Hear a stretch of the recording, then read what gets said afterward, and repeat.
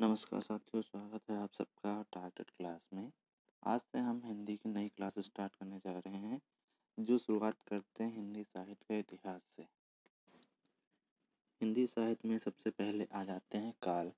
काल का विभाजन कितने प्रकार से किया गया है? काल का विभाजन 4 प्रकार से किया गया है। इसमें पहला है आदिकाल, इसे वीरगाथा काल भी कहते हैं। इसका समय 1050 से 1375 संवत है। संवत को सन में चेंज करने के लिए 57 से घटा देते हैं। एक चीज ध्यान रखना, कभी कोई पूछ लेता है। और दूसरा है पूर्व मध्यकाल, जिसे भक्तिकाल भी कहते हैं। इसका समय है 1375 से 1700 संवत तक। तीसरा है उत्तर मध्यकाल, जिसे रीतिकाल भी कहते हैं। इसका समय है 1700 से 1900 संवत। चौथा है आदिकाल, आधुनिक काल जिसे कहते हैं। इसका समय है 1900 से 1984 संवत तक। आइए देखते हैं पहला आदिकाल। आदिकाल को वीरगाथा काल भी कहते हैं। आचार्य रामचंद्र शुक्ल के अनुसार, अगर पूछता है कि आचार्य रामचंद्र शुक्ल के अनुसार आदिकाल का समय कब से कब तक है, तो वो हो जाएगा 1050 से 1375 संवत तक। और आदिकाल को वीरगाथा काल भी रामचंद्र शुक्ल ने किया है। आदिकाल के अन्य कुछ नाम भी हैं जो इस प्रकार हैं। जैसे पूछ लेता है कि आदिकाल को चारण काल, चारण काल किसने कहा? वो है जॉर्ज ग्रियर्सन। ऐसे ही आदिकाल को बीजोपन काल किसने कहा? वो हो जाएंगे आपके महावीर प्रसाद द्विवेदी जी। और है ऐसे ही कि आदिकाल को सिद्ध सामंत काल किसने कहा? तो वो आप हो जाएंगे राहुल शंकर हत्यायन। ऐसे ही आधार काल ये सुमन राज्य ने कहा। आदिकाल का वर्गीकरण भी किया गया है। इसमें 5 प्रकार से किया गया है जो आ जाते हैं। इसमें पहला है सिद्ध साहित्य, दूसरा जैन साहित्य, नेक्स्ट है नाथ साहित्य, लौकिक साहित्य, रासो साहित्य। यहाँ साहित्य से कोई ना कोई क्वेश्चन जरूर आ जाता है जो बहुत इम्पोर्टेंट है। देखते हैं पहला सिद्ध साहित्य। सिद्ध साहित्य की पहचान जो है, सिद्ध साहित्य कवियों की पहचान वो ये है जो लास्ट में अपने पीछे पा लगाते हैं। जैसे सरहपा, कड़हपा, सब्रपा, डोमिपा, लुइपा आदि। ठीक है। हिंदी साहित्य के जो प्रथम कवि थे वो सरहपा थे। इन्हें सरोज ब्रज और राहुल भद्र के नाम से भी जाना जाता है। सरहपा के द्वारा रचित एक फेमस रचना है जिसे दोहा कोश कहते हैं। और सिद्धों की कुल संख्या 84 दी गई है, जो कई बार पूछा जा चुका है। नेक्स्ट आपका आ जाता है जैन साहित्य, जो इस प्रकार है। जैन साधुओं ने अपने मत का प्रसार हिंदी कविता के माध्यम से पश्चिमी क्षेत्रों में किया। मतलब जैन साधु जो थे ये अपनी हिंदी कविता का प्रसार पश्चिमी राज्यों में किया। इसमें कुछ कवि हैं, उनकी रचना है जो इस प्रकार है। कवि देवसेन, उनकी रचना का नाम है श्रावकाचार, जो बहुत बार पूछी जा चुकी है। ऐसे ही नेक्स्ट है विजयसेन सूरी, इनकी रचना है रेवंत गिरिराज। और तीसरे हैं सोम प्रभु सूरी, इनकी रचना कुमार पाल प्रतिबोध है। जैन साहित्य से ज़्यादा क्वेश्चन नहीं आते हैं, इसलिए इसमें ज़्यादा डिटेल में नहीं पढ़ेंगे। नेक्स्ट आते हैं नाथ साहित्य। नाथ साहित्य से बहुत बार क्वेश्चन पूछा गया है। इसमें पूछता है नाथ साहित्य के आरंभकर्ता कौन है?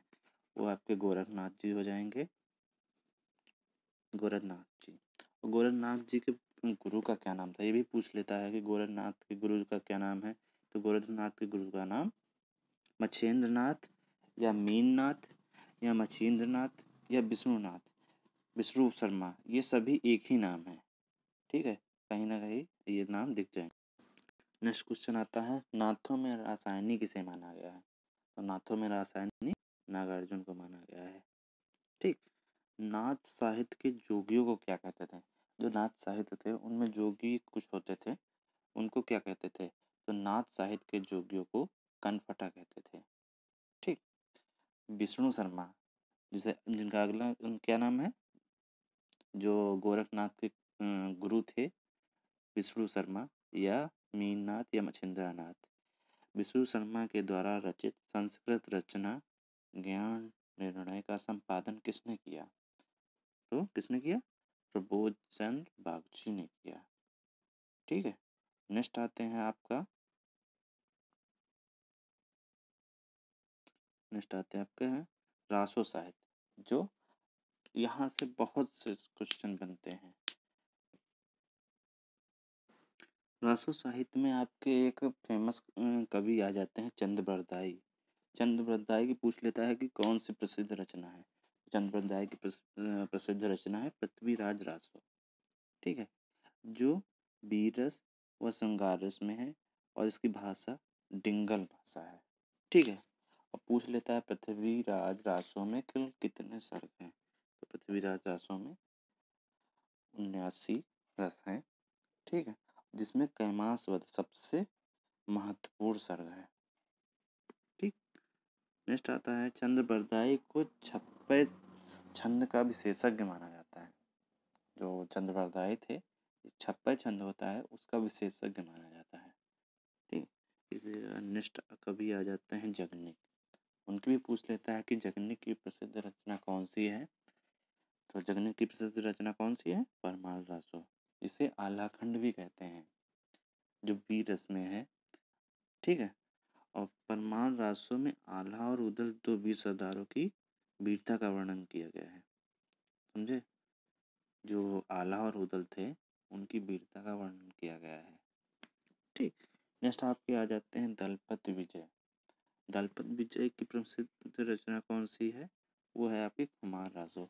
वो भी बी रस में दी गई है और उसकी भाषा भी राजस्थानी भाषा है। ठीक, शैव संप्रदाय के प्रसिद्ध कवि कौन है?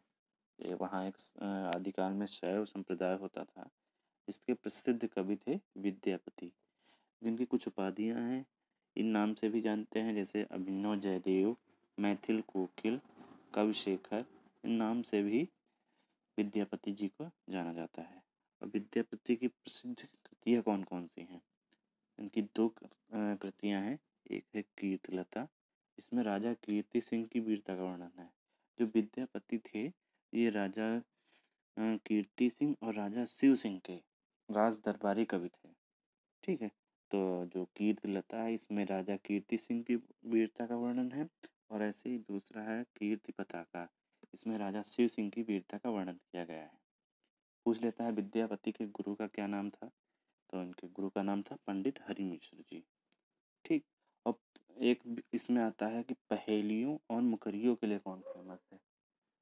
तो पहेलियों और मुकरियों के लिए आपके अमीर खुसरो फेमस है, जिनका वास्तविक नाम अबुल हसन है। अमीर खुसरो को अबुल हसन के नाम से भी जाना जाता है। आई होप कि आपको ये वीडियो पसंद आई होगी। धन्यवाद।